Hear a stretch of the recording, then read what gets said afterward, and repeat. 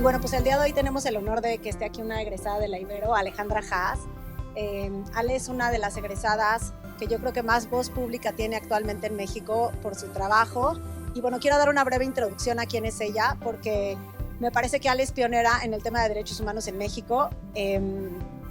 Primero, porque participó en el primer Programa Nacional de Derechos Humanos del Gobierno de México como consultora de la Oficina de las Naciones Unidas, de la Oficina de Alto Comisionado de las Naciones Unidas para los Derechos Humanos, que ya fue hace un buen de tiempo, y ese fue el primer diagnóstico sobre derechos humanos que hubo en México en el 2004. Ya han pasado 20 años de eso. También Ale trabajó en la Comisión de Derechos Humanos del Distrito Federal, coordinando la estrategia de no discriminación. Pues estuvo un buen rato fuera de México, en la oficina de ProMéxico, en el Reino Unido, en Sudáfrica, Portugal, y también fue encargada del área de asuntos políticos de la Embajada de México en Washington, donde vivió también un buen rato. Después Ale fue presidenta del Consejo Nacional para Prevenir la Discriminación, haciendo una labor realmente excelente en términos de todo, investigación, posicionamiento de ciertas agendas, mujeres trabajadoras del hogar, bueno, si quieres hablar un poquito de eso. Y actualmente es directora ejecutiva de Oxfam México. Creo que algunas de las personas ya la han escuchado ahora en los medios, hoy me dijeron que estuviste en, bueno, yo supe que estuviste en Radio Ibero, pero también alguien me dijo que estuvo con Aristegui. Hola. Entonces, bueno, pues un gusto poder escucharla aquí, hablar de los resultados de estos estudios, que realmente pues son impresionantes, y pues Ale, un rato te escuchamos, el tiempo que tú quieras, 40, 45 minutos, y después se abre el tiempo para las preguntas, ¿vale? Muchas gracias, y pues muchas gracias a ustedes por estar aquí. Siempre me da mucho gusto volver a la Ibero. Fueron 5 años muy bonitos. Y cuando yo estudiaba Derecho, trabajaba en la Secretaría de Medio Ambiente, Recursos Naturales y Pesca con Julia Carabias. Así que fueron, imagínense, unos años increíblemente fructíferos y emocionantes para una estudiante poder colaborar ahí en la Secretaría y en un momento muy, muy lindo, muy interesante. Bueno, en Oxfam publicamos todos los años en el Foro Económico Mundial de Davos un informe. Llevamos 13 años publicando este informe. Oxfam es una organización internacional, global, que trabaja desde hace más de 70 años, primero como una organización que surgió en la Segunda Guerra Mundial en respuesta a una situación de pobreza exacerbada en Grecia, unos parientes de unas personas que vivían en Oxford, que les reportaron que vivían en pobreza extrema y que estaban en una situación muy grave. Se juntaron 8 personas y empezaron a hacer una colecta, como hemos visto y hecho todas nosotras muchas veces en la vida por distintos temas, y eso 70 años después llevó a una organización de más de 8,000 personas a nivel global, trabajando, digamos, al inicio en una agenda muy humanitaria, ¿no? Atención a personas en situación de pues desastre, ¿no? En situación de pobreza extrema, en situación de guerra, pero después fue evolucionando la agenda de Oxfam hacia una agenda que quiso mirar las causas estructurales de estas consecuencias sobre las cuales Oxfam trabajaba, y de cierta manera hace sentido esa transformación, ¿no? O sea, pasar de atender las consecuencias a atender las causas ha sido un tránsito interesante, intenso, difícil. Dicen que pasamos de lo humanitario a lo igualitario, ¿no? Pero un poco la conclusión, y ahí ya me meto a los últimos informes, la conclusión es que la situación de marginación a nivel global, y hay diferencias entre personas, entre comunidades, entre regiones, entre países, ¿no? Esas diferencias hacen que cualquier crisis se le pegue a la gente de una forma totalmente distinta. Hace 2 años, no sé si se acuerdan, pero en Bélgica hubo unas fuertes lluvias que destruyeron varias cosas. Vimos en las imágenes en la tele, ¿no?, que se llevaban los coches y las casas totalmente inundadas. Nunca volvimos a saber qué pasó en Bruselas o en no sé qué parte de Bélgica, pero estoy segura que en 15 días la cosa ya estaba resuelta. O sea, el gobierno llegó, tenía el recurso para generar lo que tenía que hacer, la gente probablemente tenía algún tipo de seguro, se pagó el seguro, se logró recuperar los bienes, y bueno, sin menoscabo de que seguramente en cualquier país habrá personas que batallan más que otras, ¿no? No creo que haya durado demasiado la destrucción, ¿no? Ponemos en contraste Acapulco en Otis, que hemos estado oyendo, porque Oxfam México, además de tener investigación en temas fiscales, incidencia en cuidados y una agenda humanitaria y algunas cositas más, pero bueno, el año pasado, cuando pegó Otis en Guerrero, nos quedó muy, muy claro que la destrucción que se causó por el huracán, y ese es el desastre, la destrucción causada por un huracán que pega en un lugar donde hay un nivel de marginación tan alto y una desigualdad tan profunda como es la desigualdad del estado de Guerrero, pues nuestro cálculo es que va a tardar 10 años en recuperarse, ¿no? Me tocó llegar y ver las calles básicamente destruidas. Yo fui a las 2 semanas y luego a las 4 semanas del evento climático. Los árboles caídos, la luz todavía no se había repuesto, estaban cerradas las escuelas, algunas de ellas se utilizaban como albergues, la gente no tenía acceso a servicios de salud mental, muchísima, pues sí, desconcierto ciudadano también porque nadie supo que iba a pegar el huracán. Y entonces empezamos a desenmadejar las causas estructurales de esa situación. Y te das cuenta que hay una serie de cosas que si tú jalas el hilo empiezas a ver, por ejemplo, cómo el Centro Nacional de Prevención de Desastres no había actualizado el mapa de riesgos en 10 años y entonces no previeron que Acapulco, la costa de esa zona de la costa de Guerrero, era un lugar donde se sabía que podía, por el aumento de la temperatura en el agua, ocurrir un evento como el de Otis, ¿no? Entonces nadie le avisó a la gente, no hubo gran preparación, no hay acciones de adaptación y mitigación de cambio climático. La gente además, cuando vas a los barrios, zonas populares de Guerrero, de Acapulco, no es nada más la destrucción de Otis, sino toda la pobreza, desigualdad y falta de infraestructura previa a eso. Y luego llegas y además de todo subió la gasolina porque no llegaba, entonces el transporte público estaba carísimo, se destruyó el 95% de la flora de Acapulco, entonces la gente se subió 5 grados centígrados, la gente estaba muerta de calor, subieron las enfermedades. Entonces, lo que les quiero decir es que la misma cosa que ocurre en Bélgica, ¿no? Unas lluvias torrenciales o un sismo o lo que sea, que se pueden recuperar rápidamente porque hay infraestructura, Estado, políticas públicas, recursos públicos, en un lugar como Guerrero, donde por diseño hay abandono, falta de atención, falta de información, falta de Estado, pega de dos maneras totalmente distintas, ¿no? Y eso es un poco lo que queremos decir cuando vamos a Davos todos los años. Ustedes saben que en el Foro Económico Mundial de Davos se reúnen las personas pues más influyentes de la economía global, los grandes milmillonarios, los grandes representantes de gobiernos de todo el mundo, etcétera, y discuten cómo está la economía, para dónde vamos, cuáles son las innovaciones. Se habló y siempre se habla de automatización, de la inteligencia artificial, de los mercados financieros. Y lo que hace Oxfam es llegar y decir, oigan, y hace 13 años ya, oigan, espérense, aquí hay otra cara de estos grandes avances económicos, ¿no? No todo es medir el PIB, no todo es saber si creciste o no creciste, no todo es la automatización. También hay una serie de consecuencias negativas, muy serias, muy fuertes, al sistema económico que rige, ¿no? Entonces, ¿cómo describimos desde Oxfam ese sistema económico, no? Es un sistema económico que privilegia el capital sobre el trabajo.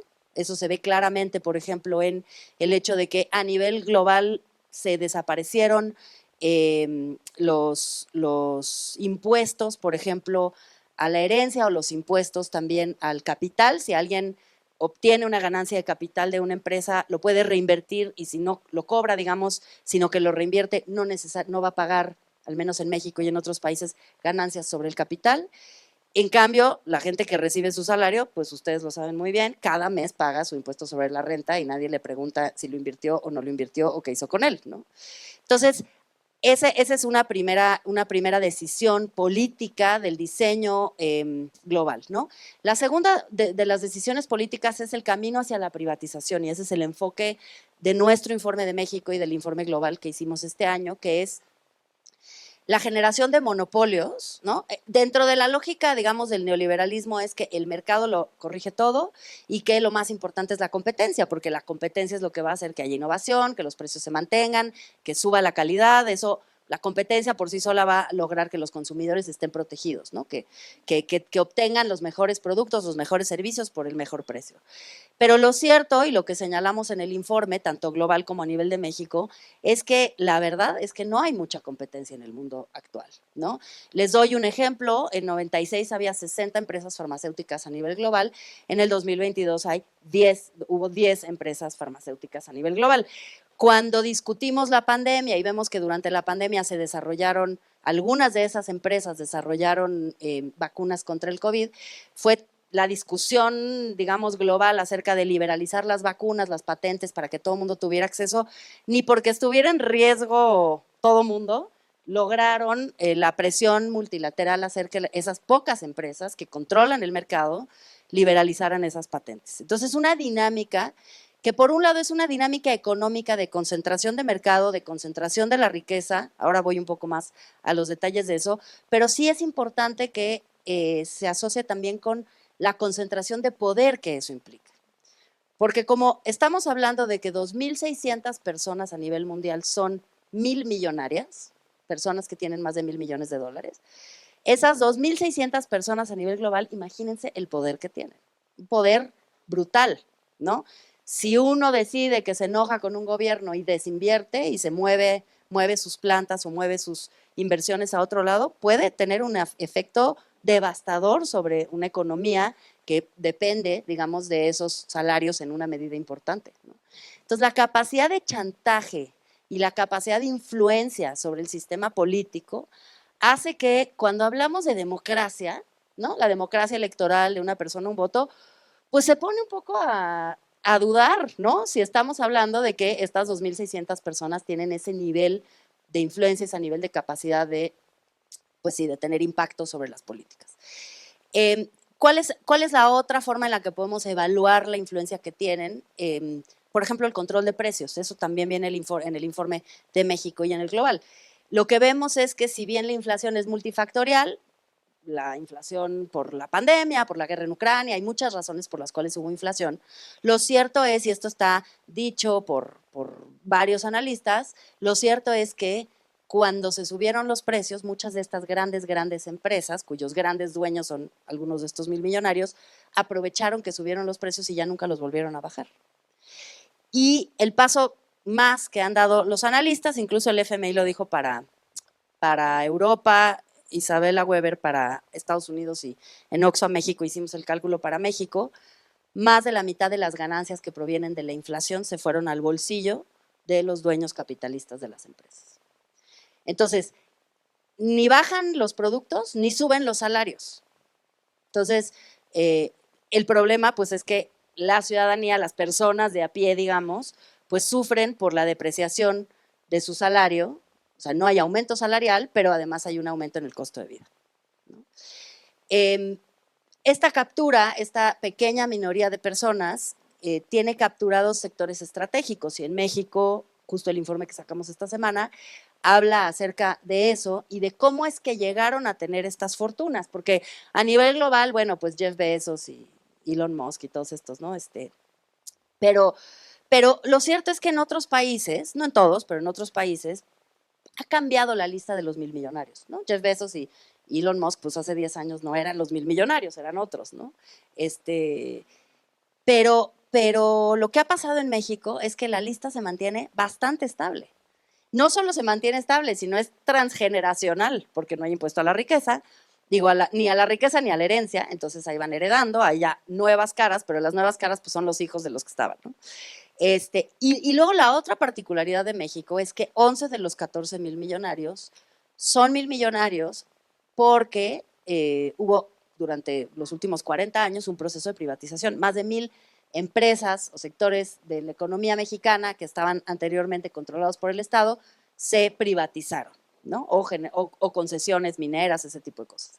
Entonces son personas que tienen que han tenido una serie de privilegios por vía de la privatización, por vía de la concesión, por vía de la inercia de esas privatizaciones y concesiones, por vía de la fiscalidad y por vía de una política laboral que hasta esta administración no había tenido pues, ningún apetito por aumentar el salario mínimo, 20 años sin el aumento del salario mínimo, y ningún interés de permitir y de fomentar mucho menos la democracia sindical, ¿no?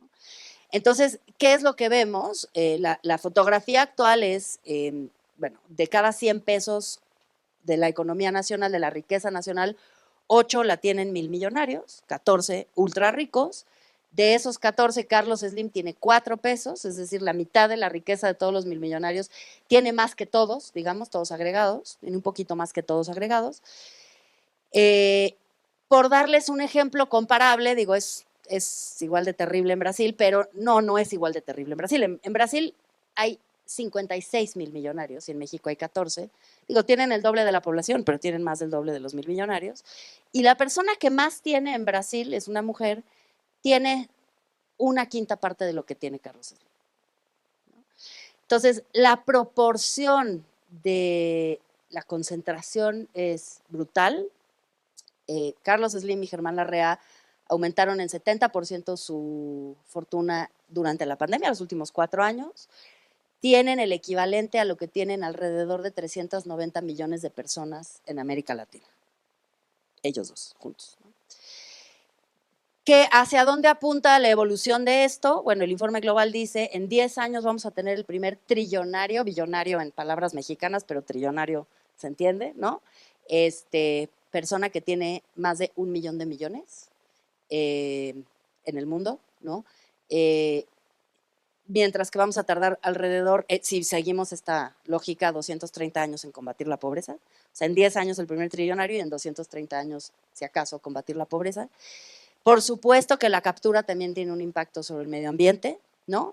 Sacamos hace poco, en octubre del año pasado, un informe que se llama Un planeta para el 99%, que dice, pues algo que estoy segura que ustedes saben muy bien, los que más contaminan no son los que están pagando los efectos del cambio climático, y está pues muy documentado y muy puesto a la vista de cómo todas las acciones de mitigación y adaptación al cambio climático y todas las posibilidades de sobrevivir a lo que sea que vaya a pasar con el clima en el planeta, todas esas ventajas están concentradas sobre todo en el norte y en los países del sur o en las zonas del sur más pobres, como Acapulco, como Guerrero, pues los efectos del cambio climático, como lo acabamos de ver, van a ser devastadores, ¿no?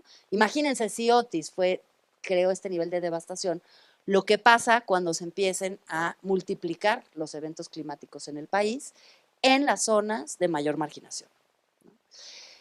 Todo esto ante gobiernos que están sumamente debilitados, porque creo que otra parte de esta historia es que llevamos años escuchando, y claro, no se ayudan los propios gobiernos, pero años escuchando sobre la impunidad, la corrupción gubernamental, lo mal que lo ineficiente que es el gobierno, lo poco que innova. Y entonces se ha creado toda una narrativa pública que ha tenido un efecto electoral muy concreto. Milei es un candidato que responde a una sensación de desasosiego y desconfianza por cualquier sistema gubernamental. Otra vez, no digo que las opiniones sobre el gobierno sean del todo equivocadas. Hay muchos gobiernos que efectivamente han sido ineficientes, corruptos, incapaces, que han capturado también en pocas manos el poder, etcétera, ¿no? O sea, no estoy diciendo que no, pero el efecto de esa narrativa de la ineficiencia y de la corrupción gubernamental ha sido que la gente está votando, desde mi punto de vista, en sentido contrario de lo que se necesita. Están votando por menos gobierno en un mundo que de por sí ya es bastante anárquico y donde la verdad cada quien hace lo que se le da la gana, los milmillonarios pagan pocos impuestos, hay mucho paraíso fiscal, la contaminación está desatada, no logran ponerse de acuerdo en las COP sobre un límite verdaderamente ambicioso de emisiones a la atmósfera. O sea, los problemas son inmensos, ¿no? Las vacunas que les acabo de contar. Necesitamos más gobiernos, más fuertes, más capaces de imponer el Estado de Derecho, más capaces de controlar los mercados. Y lo que tenemos es una ciudadanía totalmente desconfiada de que vale la pena tener un gobierno fuerte, porque lo que han tenido como experiencia y como narrativa es que el gobierno pues es pésimo, ¿no? Y entonces hay que votar por el antisistema que liberaliza todo y que, por otro lado, una supervaloración del sector privado, ¿no? O sea, en la narrativa pública escuchamos como, pues bueno, es que los que nos van a sacar del hoyo son los empresarios, la gente que está en el sector privado, ahí. Pero bueno, a ver, el sector privado está diseñado, no lo digo yo, ni es una teoría marxista de mi parte, está diseñado por definición para generar dividendos para sus accionistas. Ese es el propósito, ¿no? Que en el camino generen innovación y empleos, está perfecto, está muy bien, pero sin regulación, sin control, la búsqueda de la ganancia es una búsqueda que desde nuestro punto de vista lleva a una situación catastrófica como la vemos ahora, ¿no? Entonces, ante este terrible panorama, ¿qué propone Oxfam? Yo creo que ya lo intuyen. Oxfam propone revitalizar las instituciones gubernamentales, repensar la competencia económica y volver a poner sobre la mesa cuál es el propósito o cuáles son los monopolios aceptables y los no aceptables y cómo regularlos y cómo las instituciones reguladoras de la competencia económica tienen que abordar esta captura y estas problemáticas de enorme concentración. Repensar y volver a fortalecer la política laboral, que en México va por buen camino, pero hay que hacerlo todavía más. La democracia sindical es importante, los sindicatos, no los charros, los sindicatos democráticos de organización de personas que trabajan, son fundamentales para poder hacer un contrapeso al poder de las empresas.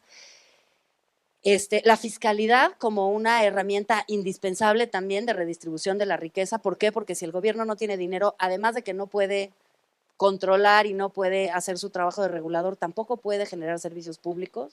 No sé si se acuerdan, pero el año pasado salieron los datos del Coneval y del INEGI, y el aumento de las visitas de las personas de menos recursos a las farmacias asociadas, a los consultorios asociados a farmacias en lugar de los servicios públicos de salud es terrible, terriblemente alto. Están sustituyendo esas farmacias al servicio de salud pública que de por sí era insuficiente, ¿no? Entonces necesitamos servicios de salud universales, de calidad, que lleguen a todos lados. O sea, todos aquellos mecanismos que por supuesto son principalmente pues, las vías para garantizar los derechos económicos, sociales y culturales, pero también son la vía para lograr algún tipo de combate a la desigualdad y redistribución, ¿no? A través del sistema fiscal, que en México además está muy reducido. Y también hay una parte en el informe global que me gusta mucho, que es acerca de revitalizar también al Estado desde la lógica de que el Estado contribuye, contrariamente a la narrativa generalizada, contribuye a la innovación. El Estado, hay una economista que se llama Mariana Mazzucato, que ha escrito muchos libros, muy interesante, que ha hecho estudios acerca de cuánto, por ejemplo, del iPhone proviene de investigación financiada por el Estado. Entonces, todo el mundo cree que es, ¿cómo se llama? Jobs, gracias. Todo el mundo cree que Steve Jobs ¿no? Está como mito fundacional de que estaba en la casa de sus papás en el estacionamiento y entonces él y sus 3 amigos lograron el iPhone o crearon la computadora, ¿no? O sea, y las peleas de Microsoft con Apple. La verdad es que hay muchísimos componentes de la innovación tecnológica, muchísimos que están originalmente financiados por gobiernos, por dinero público, que financia innovación tecnológica y que logra contribuir así a que también en algunas buenas experiencias de colaboración públicas y privadas se logre llegar a innovaciones tecnológicas que nos han cambiado la vida, ¿no? Entonces, ella habla acerca de cómo el papel del Estado, además, insisto, de ser un recaudador importante, un redistribuidor importante a través de servicios públicos, un regulador importante, también el gobierno es un innovador muy importante, ¿no? Si quieres, Moni, lo dejaría ahí y podemos seguir conversando de lo que les interese. Pues gracias por esta primera intervención, Ale, querida. ¿Alguien quiere hacer uso de la voz y preguntar, comentar? Sí, adelante. ¿No sirve? Sí, un poquito, escucha. Sí, sí. Igual si se lo pegan. Hola, ¿cómo estás? Gracias por la conferencia. Justo ahorita que mencionas lo de las organizaciones públicas y que está haciendo mucho ruido el tema del señor presidente que quiere eliminar algunas organizaciones que se crearon justo con este fin, ¿no? De regular y de apoyar y de institucionalizar a un país que lo necesitaba en ese momento. ¿Cuál es tu opinión o tu versión si esto es correcto? Ya que al final del día, bueno, pues estamos viendo que gastan más, es más el presupuesto que se le asigna a un partido político que a una organización como estas. Gracias. ¿Quieren que tomemos unas 2, 3? Gracias. Hola, gracias por presentarnos el informe que estoy viendo que salió hace 2 días, así que no veo la hora de leerlo.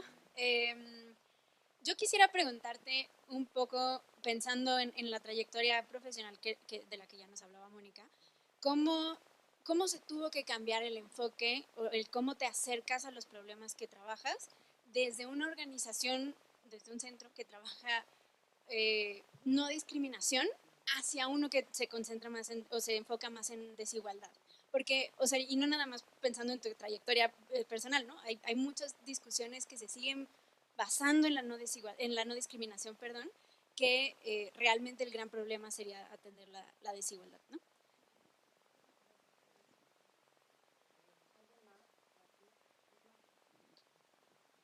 Aprovecho para preguntarte, primero felicitarlas también. El día que salió el informe estaba yo escribiendo algo sobre eso y lo cité inmediato. Está súper pedagógico, muy bien hecho, con una denuncia muy clara.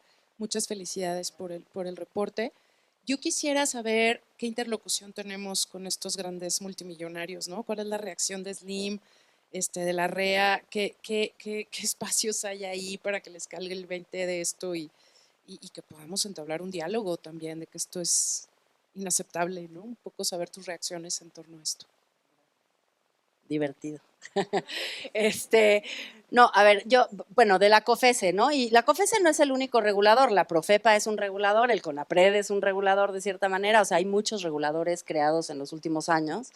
Yo creo que el debilitamiento de las instituciones del Estado en general, no nada más de los reguladores, pero en general, es terrible. O sea, realmente yo creo que es el sentido contrario de lo que necesitamos. Necesitamos que la Procuraduría de la Defensa del Trabajo tenga no nada más abogados, sino más inspectores que vayan y hagan inspección laboral en los centros de trabajo. Necesitamos que la COFESE y que el CONAPRED y que la Profepa y que la CONAMED, todos los reguladores que supervisan el sector público y algunos de ellos también, el sector privado y algunas también el sector público. La Comisión Nacional de Arbitraje Médico, por ejemplo, pues es una vía para la ciudadanía en el caso de un malpractice de salud y demás.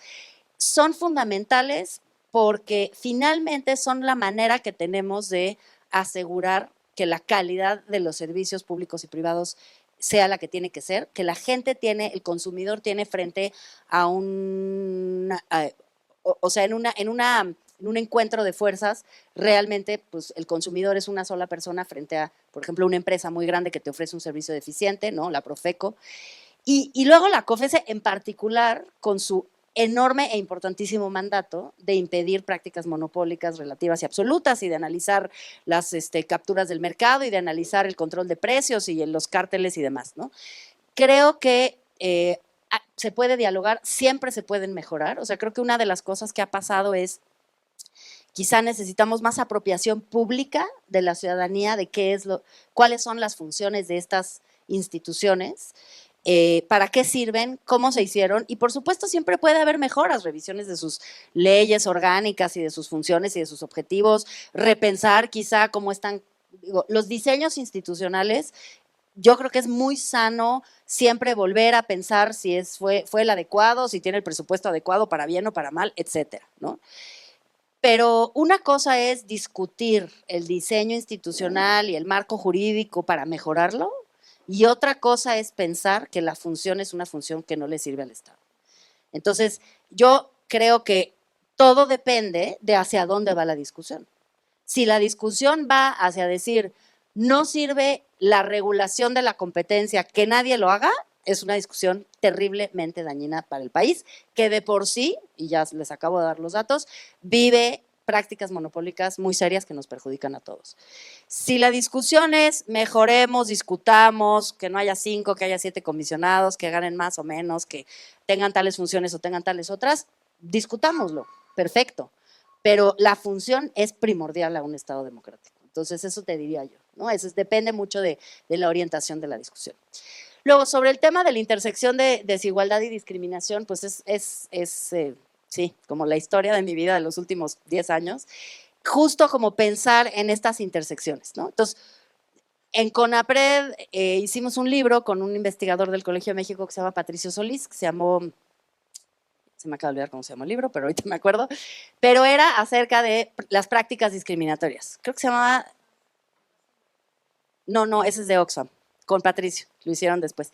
No, es un libro muy importante, sí, es un libro muy importante porque Patricio Solís es de los académicos que hacía históricamente con el INEGI la encuesta de movilidad social. Y nunca habían incorporado a la encuesta de movilidad social preguntas sobre tono de piel y pertenencia étnica. Eso, de discriminación estructural y desigualdad social, está en la página del CONAPRED de libre acceso. Y entonces lo que hace Patricio, que es una persona que proviene del estudio de la movilidad social, es que se adentra a los conceptos de discriminación, prácticas discriminatorias, de discriminación estructural. Jesús Rodríguez Cepeda, un filósofo de la UAM, es como, digamos, el que más ha escrito sobre eso. Ya hay otros, Mario Hernández y otros que han escrito también mucho sobre eso. Y lo que hace Patricio Solís en ese libro es que aterriza el concepto de práctica discriminatoria y dice: la experiencia de la discriminación, aunque puede ser individual, realmente se puede medir colectivamente. Y entonces, a partir de, digamos, esa reflexión que estoy sintetizando, pero es compleja, desarrollamos la Encuesta Nacional sobre Discriminación con el INEGI. ¿Y qué nos arroja la Encuesta Nacional sobre Discriminación con el INEGI? Nos dice la ENADIS 2017, ya hay 2022, pero la 2017 nos dice por primera vez: si tienes el tono de piel más oscuro, tienes menos oportunidades laborales y tienes menos acceso a la educación superior. Igual si eres más blanco, tienes más oportunidades y estás en los rangos más altos. Si eres mujer trabajadora del hogar indígena, tienes más prevalencia de discriminación que, o sea que nada más una característica discriminatoria. Nos dice que en la falta de acceso a la seguridad social están sobrerepresentadas las personas de pertenencia indígena. 9 de cada 10 personas indígenas o de autoadscripción indígena no tienen contrato de trabajo y por lo tanto no tienen acceso a la seguridad social. Entonces, lo que empezamos a ver con esa encuesta es cómo las instituciones del Estado mexicano están diseñadas de tal suerte que los peores servicios llegan a las personas que más lo necesitan, que va a contrapelo del mandato del primero constitucional, que básicamente lo que dice es: todas las personas tienen todos los derechos. Lo que se sigue racional y lógicamente es: entre más lejos estás del acceso al derecho, más tiene que acercarse el Estado a ti para acercarte al derecho, ¿no? Sería lo lógico. Pero no, o sea, el IMSS pues, no cubre a las personas que están en la informalidad. ¿Qué creen? Que los que están en la informalidad son, no nada más, pero 9 de cada 10 indígenas están en la informalidad. Más mujeres que hombres, más niños. Los niños son más pobres que los demás. O sea, todos los grupos en situación de discriminación tienen un impacto particularmente agudo por el diseño institucional que genera brechas de desigualdad. Y ahí es cuando empieza a hacer sentido, ¿no? Porque nos damos cuenta entonces que no nada más hay una diferencia entre ricos y pobres, sino hay una diferencia de quiénes son ricos y quiénes son pobres, y hay una diferencia en quiénes van a ser ricos dentro de 3 generaciones y quiénes van a seguir siendo pobres. Un dato demoledor es que es más fácil salir de la pobreza, que es muy difícil, que salir de la riqueza. Y entonces pensamos, bueno, ¿y entonces la meritocracia dónde quedó, no? Yo siempre pienso, pues, por más tonto que seas, si eres blanco y rico ya la hiciste. ¿Dónde está la meritocracia? Entonces, todo ese mito de que si te esfuerzas vas a llegar súper lejos y échale ganas y vamos adelante y los que no trabajan, y ahí voy a la pregunta de los 1,000 millonarios, ¿no? O sea, pues siguen teniendo esa narrativa. Échenle ganas y van a llegar. ¿A quién les sirve esa narrativa? Pues a ellos. Por supuesto que tienen esa narrativa. Hoy en la mañana mi colega Carlos Brand daba una entrevista, ayer en la tarde creo que la dio, la escuché hoy en la mañana y me reía mucho con él porque decía en su entrevista con Sandra Romandía del Heraldo, decía: ¿quién es esta persona que según esto merece ser 1,000 millonario? ¿No? El que se despierta en la mañana súper temprano, estoy repitiendo lo que dijo Carlos, se despierta tempranito y se toma su licuado de proteína y sale y suda, ¿no? Pues claro que no, no hay nadie que trabaje más que la gente pobre. Nadie trabaja más horas, se desplaza más tiempo, gasta más desde su bolsillo en salud, batalla más para lograr cualquier pequeña cosa, tiene que activarse porque en su colonia no hay agua, pero tampoco hay gas, pero tampoco hay guardería. O sea, las dificultades que enfrentan las personas que nacen en pobreza en este país son gigantescas. Entonces, el mito de la meritocracia, que es parte de la construcción narrativa de el Estado es malo, nosotros somos buenos, nosotros hacemos todo por ustedes, gracias a nosotros tienes iPhone y tienes teléfono y tienes acceso a la tele y lo que sea. Todo este narrativa, pues es una narrativa construida para mantener las cosas como son y ¿qué creen? Profundizarla. Porque como les digo, la cosa no es que se mantenga, es que va empeorando. Entonces, a tu pregunta de cómo reaccionan, pues no reaccionan. Pero es que es un poco lo que les quiero decir, o sea, pensar que por la bondad de las 14 personas más ricas del país esto va a cambiar, creo que es, pues, contrario al sentido común. Nadie, esto también lo decíamos mucho en CONAPRED, nadie renuncia voluntariamente al privilegio. Nadie renuncia voluntariamente al privilegio. Entonces, pues, ¿qué hay salida ahí? La movilización pública, política, la exigencia ciudadana, la reconstrucción de las instituciones, la supervisión de las instituciones públicas por parte de la ciudadanía, pero no para decimarlas, no para fragilizarlas, sino para fortalecerlas y hacer que hagan mejor su trabajo. ¿Alguna pregunta por acá? Ajá, Oscar. Hola. Bueno, tomando en consideración las actividades que realiza la Oxfam, tomando en consideración, por ejemplo, que China ha sacado a 800 millones de personas de la pobreza y que nos ha mostrado, ¿no?, que obviamente el sistema capitalista ha fracasado y digamos, este renovado sistema postcapitalista nos muestra nuevas alternativas. La Oxfam, ¿qué buenas prácticas podría tomar de este gobierno de Xi Jinping para poder replicar de este lado, dado que nos ha demostrado resultados claros en combatir la pobreza, y de este lado de América, que posiblemente no compartimos ciertos ideales, digamos, autoritarios, pero que han demostrado, dada la participación del gobierno con las empresas, el tener un resultado claro y plausible de resultados de sacar personas de la pobreza? Mira, no sé nada de China realmente, o sea, lo mismo que todos ustedes, sabemos poco, lo que leemos en la prensa. No tenemos ningún estudio acerca del modelo económico chino, que yo sepa, en Oxfam. Creo que sería delicado decir que gracias a un modelo autoritario se logró sacar gente de la pobreza. O sea, creo que hay que distinguir muchísimo de algunas cosas relacionadas con lo económico, de otras cosas relacionadas con las libertades, con el acceso a los derechos, también con la transición democrática. O sea, creo que sí hay un riesgo, y entiendo de dónde viene, pero creo que hay que ser cuidadosos. Sí hay un riesgo de pensar que el autoritarismo funciona más, entre comillas, ¿no?, que la democracia. Creo que es peligroso.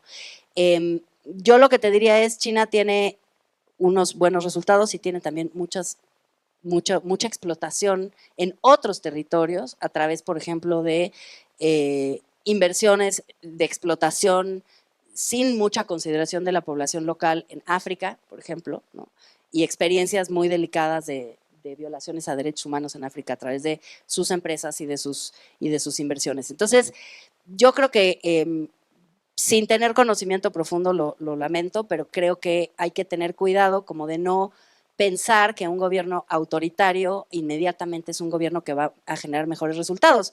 Por otro lado, pues los países nórdicos, ya sé que cae muy gordo que mencionemos los países nórdicos, porque pues sí, o sea, ya nos vamos a comparar con ellos. Pues no, pero sí, o sea, creo que al final hay experiencias de democracias que han sido exitosas en sacar gente de la pobreza, en generar igualdad y en mejorar la calidad de vida de toda la población. Y creo que donde estamos es de cuestionar que solamente se puede mejorar la calidad de vida o a través del autoritarismo o a través de la concentración de la riqueza en muy pocas manos, ¿no? Creo que ninguna de esas dos sería una postura de Oxfam. Más bien, a través de la democracia, a través del control ciudadano, a través de la organización laboral, a través de la transparencia de los servicios públicos, esa es un poco la postura.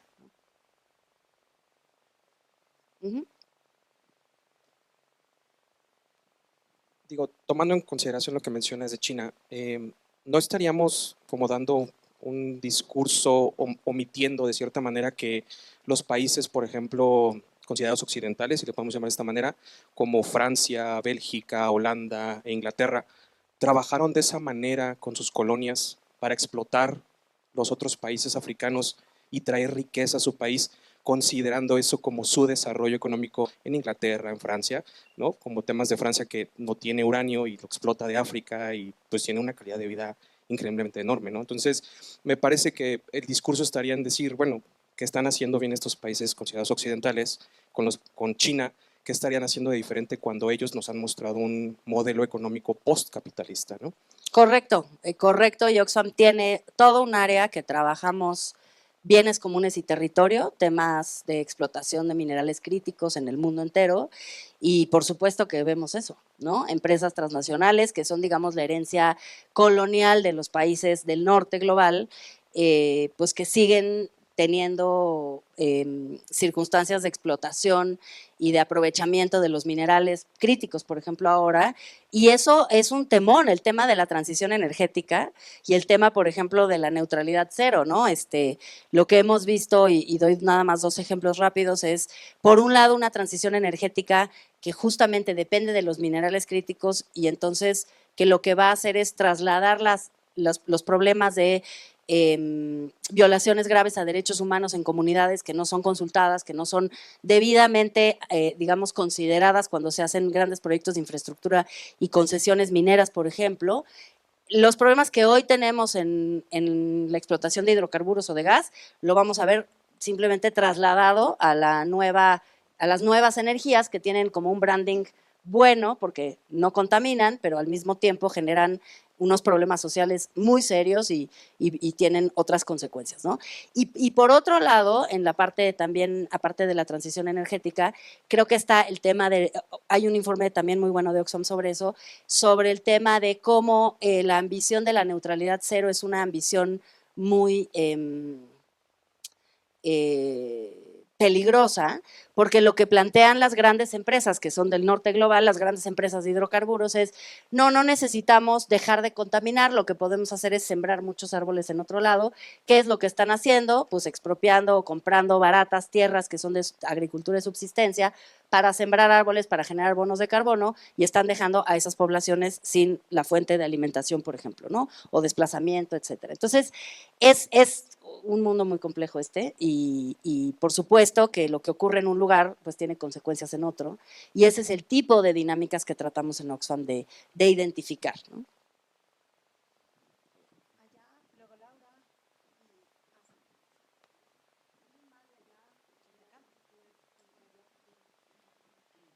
Bueno, es un placer que usted esté aquí y que, bueno, sabemos de su trabajo.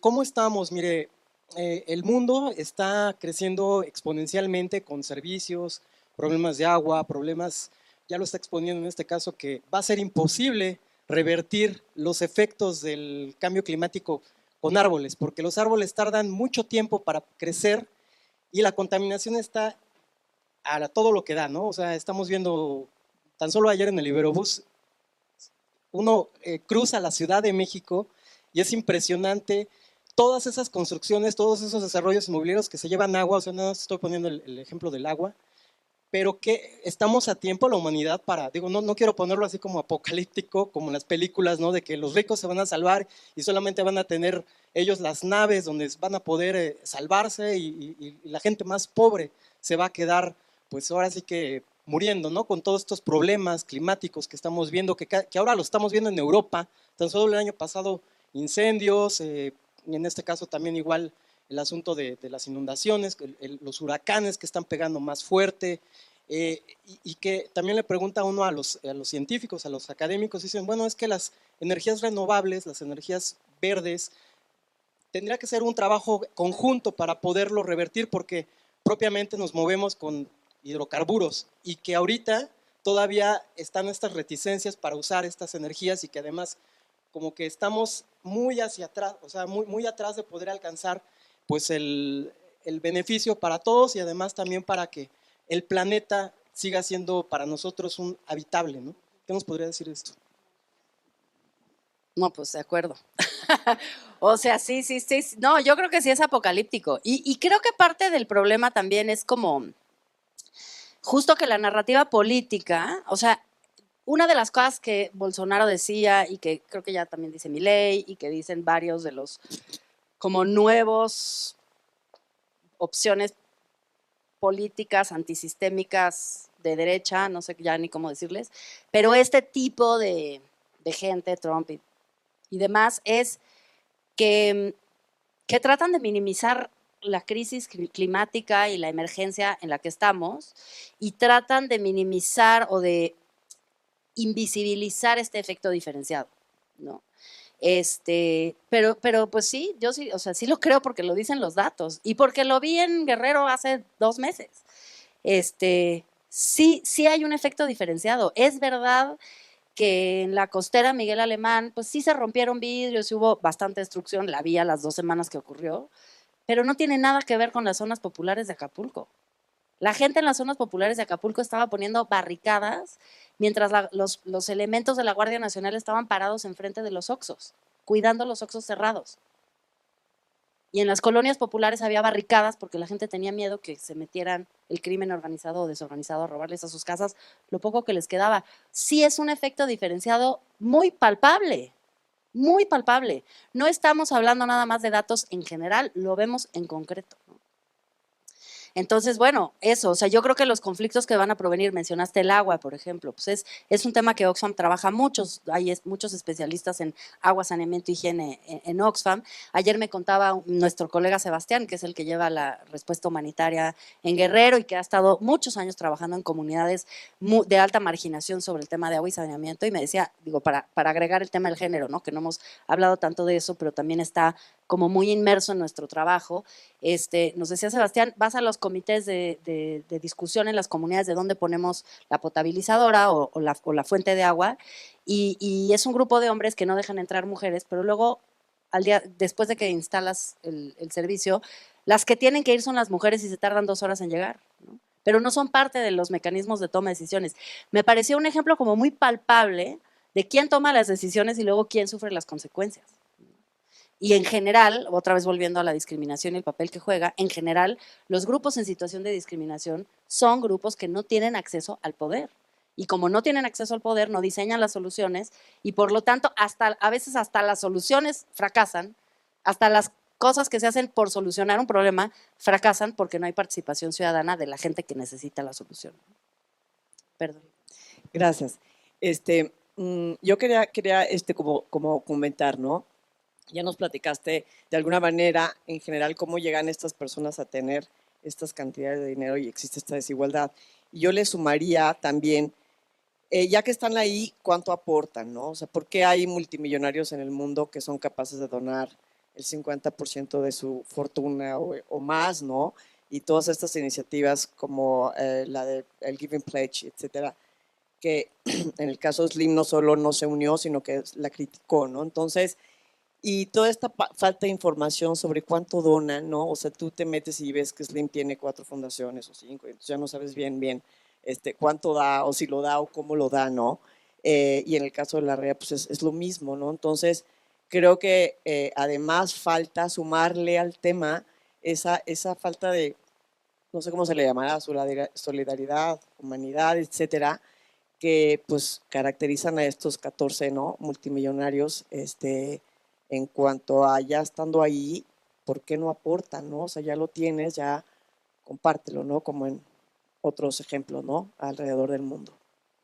Sí, o sea, yo creo que ahí hay como varias capas y obviamente Oxfam es una organización de la sociedad civil que vive pues, de las contribuciones tanto individuales como institucionales, pero lo que creo que es importante subrayar es que ni en el mejor de los casos, hasta Warren Buffett o Bill Gates que donan casi toda su fortuna, al final es una forma también de controlar dinero que debería ser público.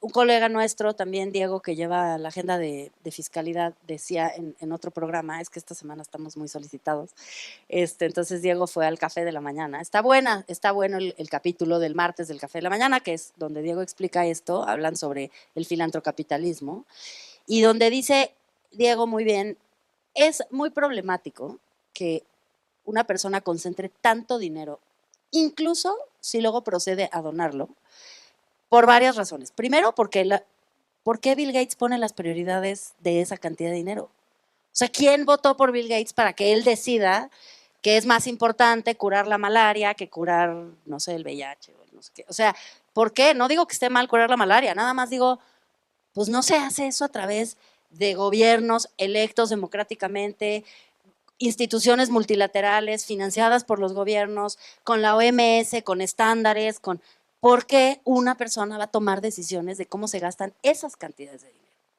Entonces, es delicado, ¿no? Sin querer menospreciar que sí hay, es muy notorio en México la falta de la cultura de la donación, o sea, es particularmente notorio. Pero de todas maneras, cuando hablamos de esos 1,000 millonarios, las cantidades de dinero son tan grandes que sí preocupa mucho que parezca que es equivalente lo que donan a lo que tienen y a lo que obtienen por los monopolios, subir los precios, ¿no? Y la otra, y esto lo dice el propio Warren Buffett, porque esta es otra manera de hacer, no diría que es filantropía, sino de ser ciudadanos responsables, 250 millonarios y 1,000 millonarios firmaron una carta en Davos, donde le dijeron a los gobiernos, cóbrennos más impuestos. Y Warren Buffett tiene una frase que a mí me gusta mucho porque dice, Warren Buffett tiene muchos negocios, pero uno de ellos importante son los ferrocarriles, y él dice, mi socio principal en mis negocios es el Estado. El Estado me pone la infraestructura, el Estado me genera los cuadros que están educados y tienen nivel académico para poder ser ingenieros y gente que trabaja en mi sector. El Estado me da seguridad, si no hay seguridad, yo que estoy en el negocio de la logística no podré operar. Si el Estado, que es mi socio principal, es débil, yo voy a tener un negocio deficiente. Entonces, yo quiero, en mi mejor interés está que el Estado sea fuerte, dice Warren Buffett. Hay otra heredera, no me acuerdo su nombre, de una gran familia farmacéutica alemana que también dice, no tiene ningún sentido que nosotros acaparemos tanta riqueza, que los gobiernos nos cobren impuestos. Entonces, también hay una cosa que es una dinámica que puede ser perversa, como de las exenciones fiscales que provienen por los gastos a través de fundaciones que hacen que esas personas controlan fondos que de otra manera tendría que tener el Estado, ¿no?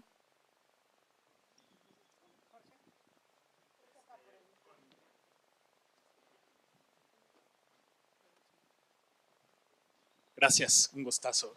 Siguiendo lo que nos dices, ¿qué ha averiguado Oxfam? Porque pues también tenemos un tema complicadísimo en el escenario del narcocapitalismo, ¿no? Las empresas transnacionales criminales, ¿no?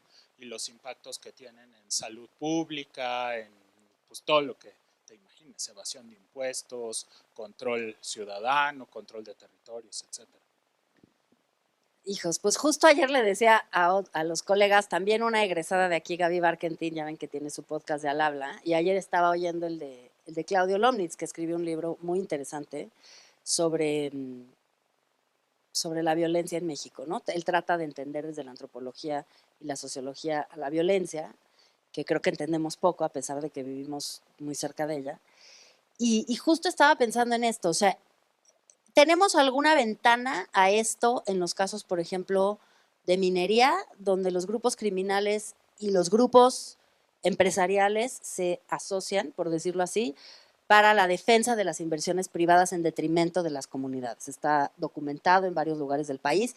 Hay organizaciones de la sociedad civil locales que ponen el cuerpo y que mueren en el intento de la defensa del territorio. No por nada tenemos un país donde tenemos de los niveles más altos de violencia contra defensores de la tierra, defensoras de la tierra. Así que ciertamente hay un contubernio ahí muy, pues sí creo que bastante documentado por algunas otras organizaciones de la violencia y la relación esta utilitaria entre, y también a veces el Estado, ¿no? El Estado, el mercado y las organizaciones criminales, ¿no?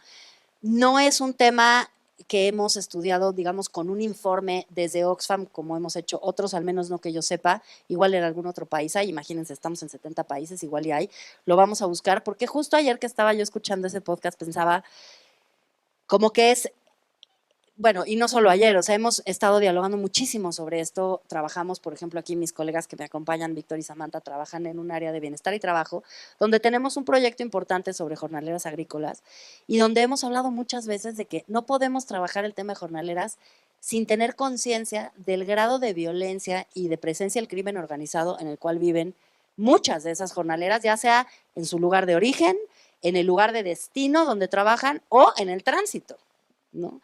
Entonces, te diría, no tengo un dato para ti, no tengo como una conclusión, nada más digo, también en el trabajo humanitario en Guerrero, obviamente, imagínense el grado de violencia que hay y la dificultad de acceder muchas veces. Nosotros en Guerrero estamos sobre todo trabajando en un núcleo agrario, en el municipio de Coyuca, en un núcleo agrario de, que se llama Cacahuatepec.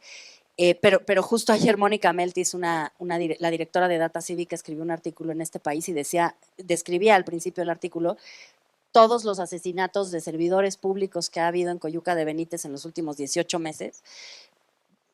Estamos trabajando ahí, ¿no? En recuperación de medios de vida, en agua, saneamiento, en salud sexual y reproductiva.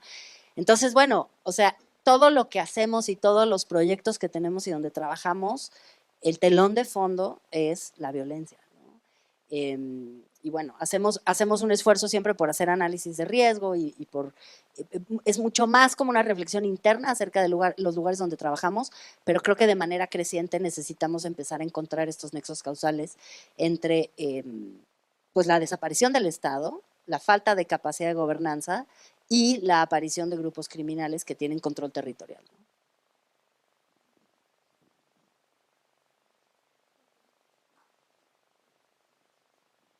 Hola, mucho gusto.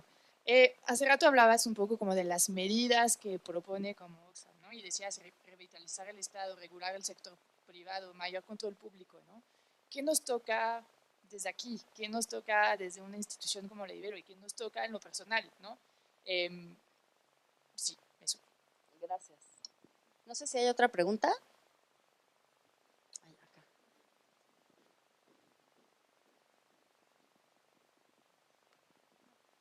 Justamente lo de las empresas de privatización, en la frontera del país justamente hay muchas empresas de otros países que hacen como que sus productos aquí en México, pero se los llevan al final del día para su país ahí como de que, como que, ay, ya se fue.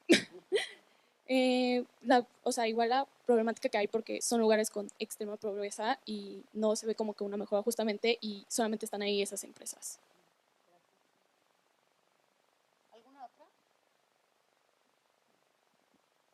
Bueno, si quieren… tú.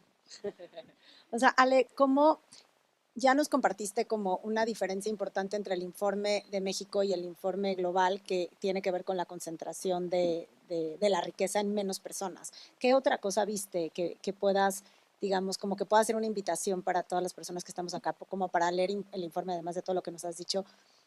¿Qué otra cosa hay particular sobre México que no se ve en el informe global? Pues digo, yo creo que la claridad de la privatización como una política económica deliberada de los últimos 40 años, que además ha estado otra vez, ¿no? Alineada con la falta de implementación de la ley laboral, con el debilitamiento del Estado, o sea, con la falta de impuestos, o sea, cómo la invitación es también como a pensar, ¿no? No necesariamente estar de acuerdo en todo, pero sí a pensar. Y por cierto, perdón que haga estos comerciales, pero aprovecho siempre porque creo que es interesante compartir.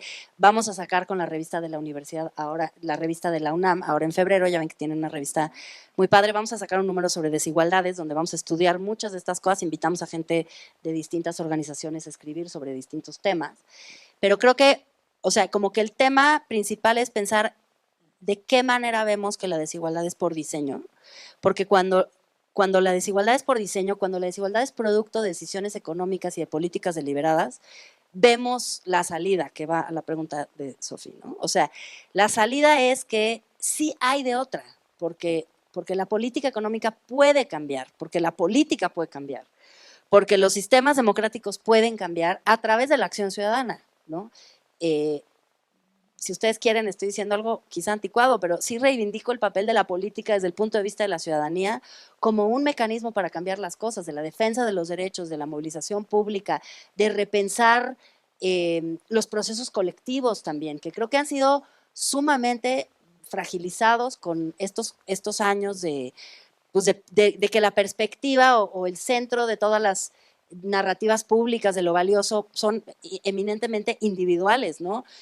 Yo solito con mi salario, si a mí me conviene, si yo puedo, si yo tengo acceso, y sí se ha fragilizado muchísimo el tejido social y la capacidad organizativa que tenemos, y eso ha ido en detrimento de nuestros derechos de todos, los individuales y los colectivos, y de la concentración de poder. Entonces, preguntarnos también cómo podemos nosotros desde nuestros distintos espacios estudiar, o sea, yo creo que tu pregunta es bien importante y eso es lo que te digo que pensaba ayer, necesitamos mucho más investigación acerca de la intersección entre la violencia y el mercado, la violencia y, por ejemplo, las formas de organización, por qué la gente se suma a las organizaciones criminales. Escuchaba un dato de que hay 137,000 personas empleadas por organizaciones criminales, ¿no? Es un número brutal, quizá más. En Estados Unidos hay 1 millón de personas que son desde narcotraficantes grandes hasta gente que vende, digamos, droga en menudeo, ¿no? Pero ¿por qué la gente se suma a las organizaciones criminales? No creo que solo sea un tema de pobreza, tampoco lo veo tan asociado, ¿no? Hay un tema de pertenencia, no sé, yo no soy ni antropóloga ni socióloga, pero creo que hay un gran espacio para la investigación en la antropología y la sociología para entender mucho mejor qué se sustituyó, ¿no? ¿Qué se sustituyó?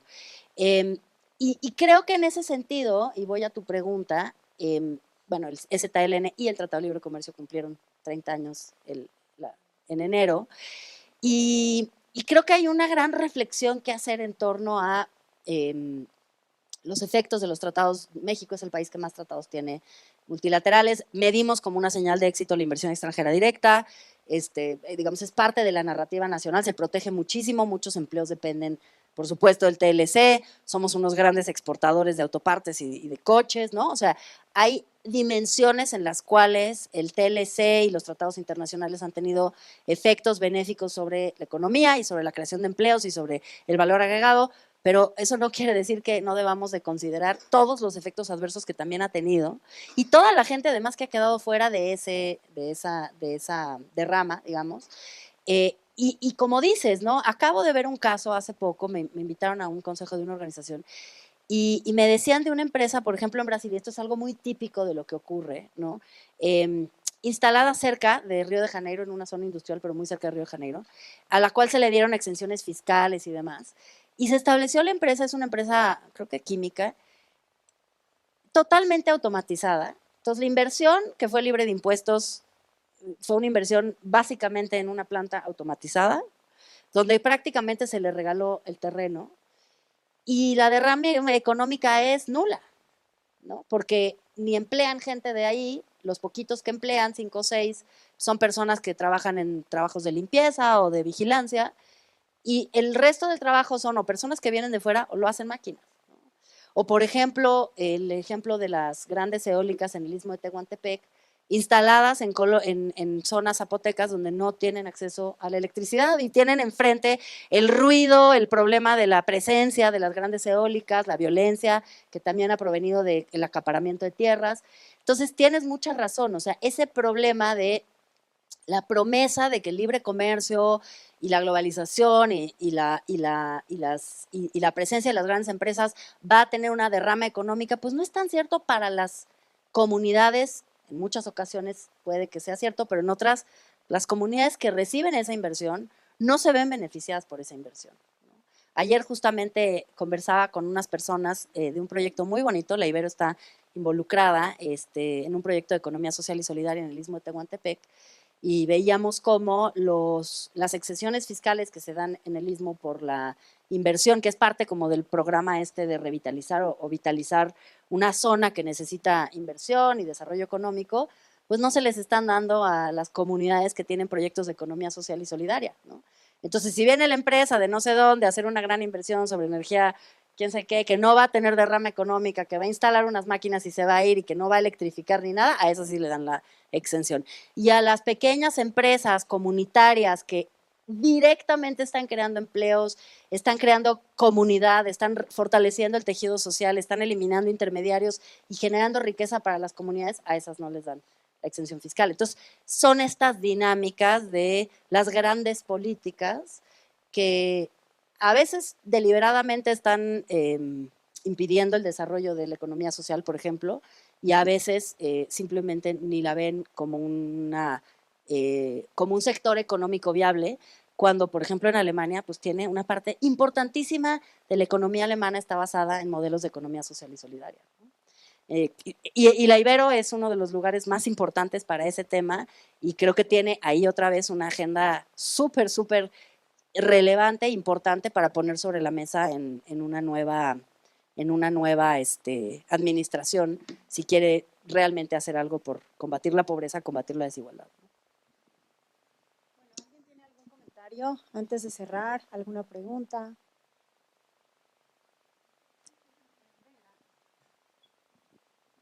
Bueno, en realidad son dos. La primera es, recientemente en una clase de economía, vi que decían que con el salario que se iba a aumentar, supuestamente iba a haber inflación. Sin embargo, esto no pasó y los economistas como que estaban muy confundidos porque eso no había pasado, pero precisamente lo correlaciono con esto que anteriormente dijiste al principio de los datos duros, de que como que la gente, que en este caso centraliza como este dinero, como que deja en alto sus precios y entonces como que justo la inflación pues va quedando ahí. Entonces, si tú crees que tiene esta relación entre que en este caso el salario mínimo no haya hecho que haya aumentado la inflación. Y la segunda va para que nos dijiste que, como Warren Buffett decía, que necesitábamos un gobierno fuerte para como que precisamente haya este cobro de impuestos correcto, para que lo proteja a las empresas, etcétera. Pero también como que, ¿cuál es esa fina línea en donde el gobierno no debería sobrepasar? Porque como anteriormente mencionaste también, o sea, los gobiernos muchas veces benefician a estas empresas que vienen extranjeras y que como que no le dan beneficio a la comunidad. Entonces, ¿cuál es la dirección que debería de tomar un gobierno para que, o sea, sea lo suficientemente fuerte para proteger a estas empresas y para como justamente cobrar estos impuestos, pero no lo suficientemente fuerte como para hacer relegar a estas personas, por decir en la frontera, como antes mencionó mi compañera, y que precisamente también ellos reciban como este apoyo del gobierno?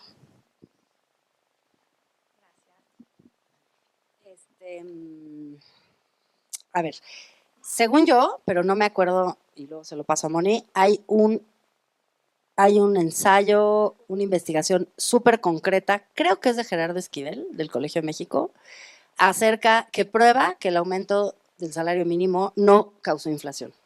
Entonces, más que yo darte datos, creo que te paso el dato porque es interesante, pero lo leí recientemente y decía, está comprobado, ¿no?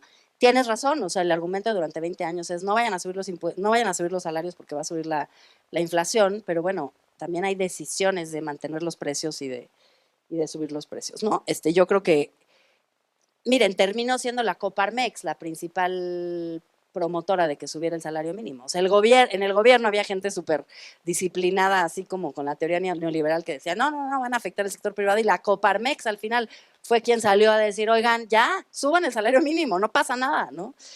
Imagínense, ahí ya como hasta ese punto llegamos.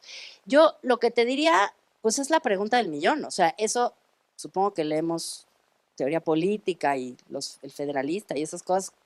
O sea, el gobierno tampoco es bueno per se, igual que los empresarios no son buenos per se, y nadie es bueno per se. Todo tiene que ver con el juego de la democracia, los pesos y los contrapesos, la manera en la que supervisamos al Estado, la forma en la que supervisamos a las empresas. No podemos satanizar a unos y endiosar a otros pensando que cualquiera que esté con más poder lo va a hacer bien. Todos necesitamos, si vamos a vivir en comunidad, supervisarnos a todos entre todos. Por eso existen estos sistemas de pesos y contrapesos y la regulación y demás. Entonces, no es tanto volver al gobierno todopoderoso para que pueda tomar decisiones que van a ser mejores que las de las empresas, porque tienes razón, al final cuando tenía ese poder, el gobierno decidió liberalizar, vender y enos aquí, ¿no? Ni unas ni otras. O sea, justamente creo que es responsabilidad de la ciudadanía supervisar que el gobierno haga su chamba y la del gobierno supervisar que las empresas hagan su chamba y los sindicatos organizarse para defender a sus trabajadores y cada quien en su lógica, en su trabajo y en su rol, jugando este juego que es el juego de, pues ojalá que sea el juego del bienestar colectivo, ¿no? Creo que ese es el fundamento de todo esto es cómo logramos obtener más bienestar para todas y para todos, ¿no? Y eso es lo que preocupa mucho los informes. No estamos viendo más bienestar para todas y para todos. ¿Cómo digamos que en efecto hay que hacer este equilibrio, pero las personas, digamos, tienden a irse otra vez a estos por la seguridad, por justamente los monopolios, tienden a irse otra vez a gobiernos, ¿no? En donde el ejecutivo sea el que manda, ¿no? O militarizados, etcétera, ¿no? Lo estamos viendo pues en muchas partes del mundo. Pero ¿cómo la ciudadanía, y no hablo de nosotros que tenemos ese privilegio de tener esa información a la mano, ¿no? Y que puedes salir a la calle a una marcha o que puedes, ¿no?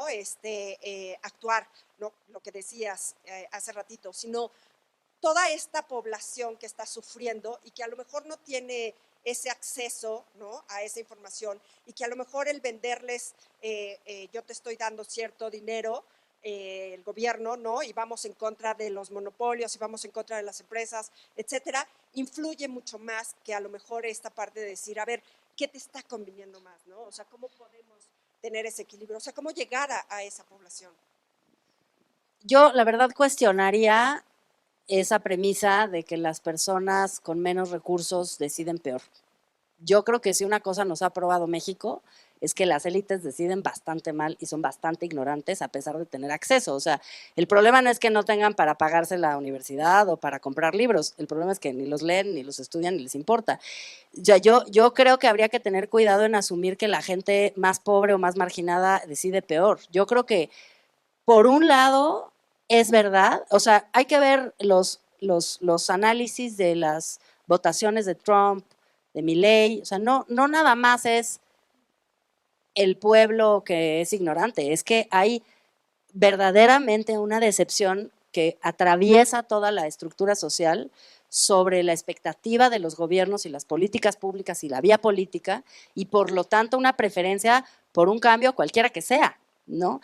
Entonces yo lo que diría es, más que asumir que otras personas no pueden decidir bien porque no tienen la información, creo que habría que asumir la responsabilidad de entender y conocer nuestros privilegios, ser capaces de poder renunciar a ellos sin hacer demasiada faramalla y realmente tratar de también solidarizarnos con movimientos sociales que son muy vigorosos y están muy ahí. Yo también diría, pues yo veo personas en situación de marginación que hacen mucho más movilización política que las personas que están en situaciones acomodadas, que al final no tienen tantos incentivos para moverse. Mónica y yo conocemos bien una experiencia en Iztapalapa, por ejemplo, ¿no? Un par de personas, una maestra de educación básica, un artista urbano que hace pintas y graffiti, y cuando los escuchas hablar a ellos dos, nadie hace más trabajo público que ellos, ¿no? Nos contaba Marta el otro día que nos decía, pues sí, los maestros de educación primaria de las zonas más marginadas salimos todos los días y nos llevamos lo que tenemos de nuestra casa para poder llevar los insumos a la escuela que los niños no tienen, las escuelas no tienen. Entonces, creo que más bien necesitamos comprender, y creo que vuelvo un poco a la pregunta de la discriminación frente a la desigualdad, que sí hay un pacto socioeconómico de clase que impide grandes cambios estructurales para la mayoría de la población.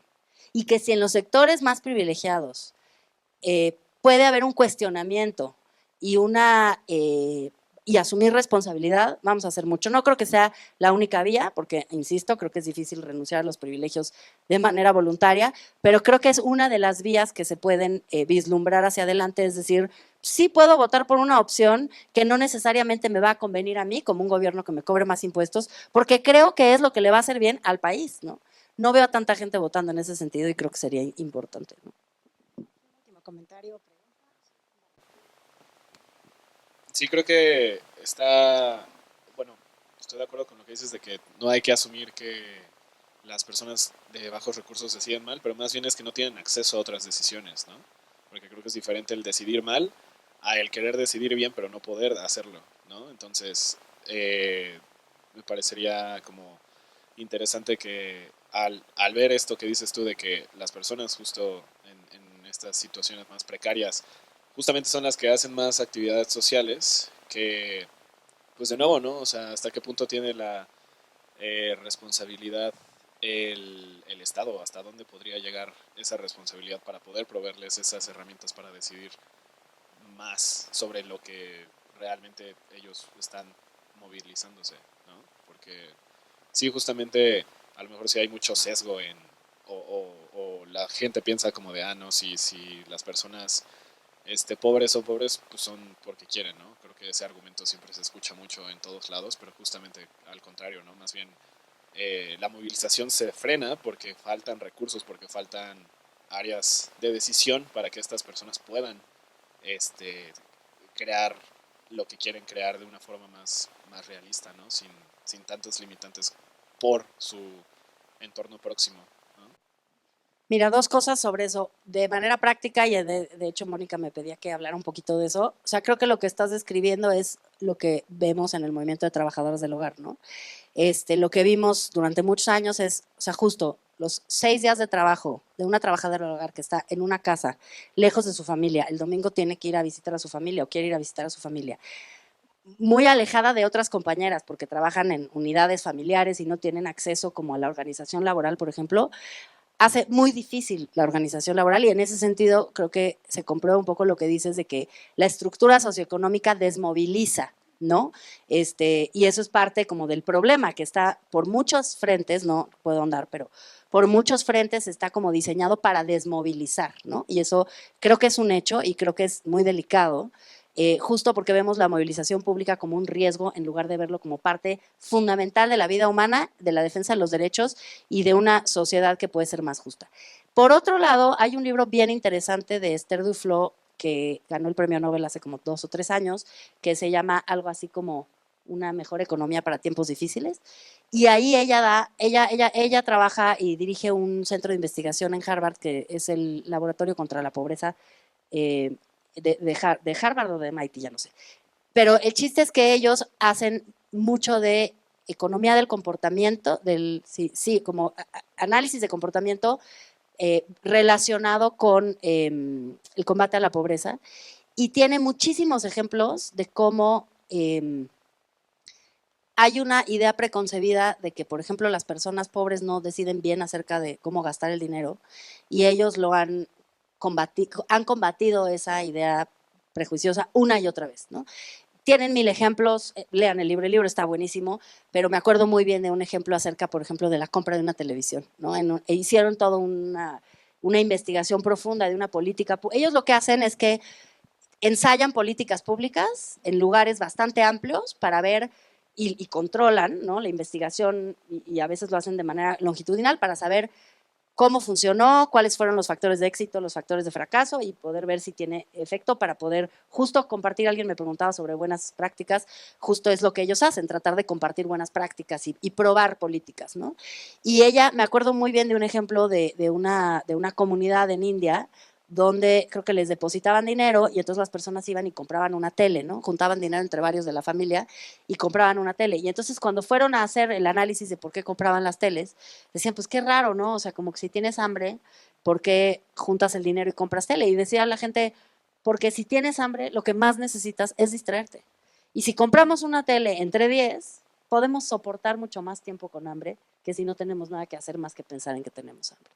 Entonces creo que hay que tener mucho cuidado sobre nuestros prejuicios, estereotipos, estigmas de cómo gasta la gente el dinero. Yo siempre digo, las transferencias de dinero son importantes. La gente tiene que poder tener la capacidad de decidir en qué gasta. Durante la pandemia las transferencias fueron importantísimas para que la gente pudiera cuidarse, ¿no? Y poder en algunos casos no necesariamente tener que vivir al día, aunque no son suficientes porque no sustituyen los servicios públicos, ¿no? Ese es el gran problema y ahí entonces llegamos al problema de la fiscalidad. Si no hay suficiente dinero para tener servicios y transferencias, pues tenemos un problema. Pero no es un problema de las transferencias, es un problema de la falta de dinero público para tener las dos cosas.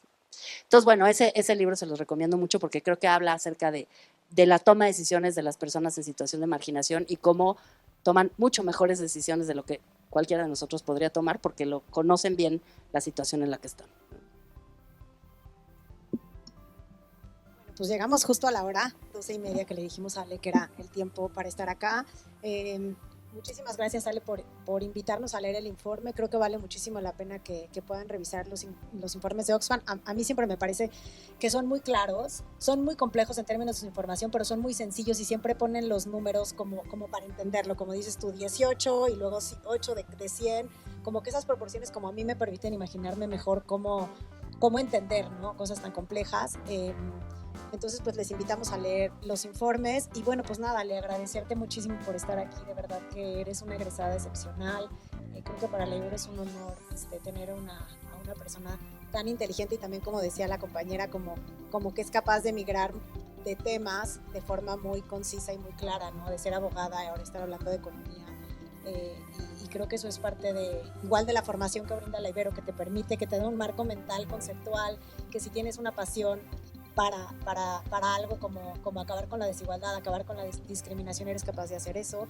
Creo que, bueno, yo admiro muchísimo a Ale por la cantidad de trabajo que ha hecho, por la cantidad de redes que es capaz de movilizar y de personas para convencer para la causa justo de acabar con la desigualdad, lo cual pues es un proyecto de larga vida y de largo plazo. Pero bueno, pues, gracias por compartir, gracias por darnos esperanza al mismo tiempo, ¿no?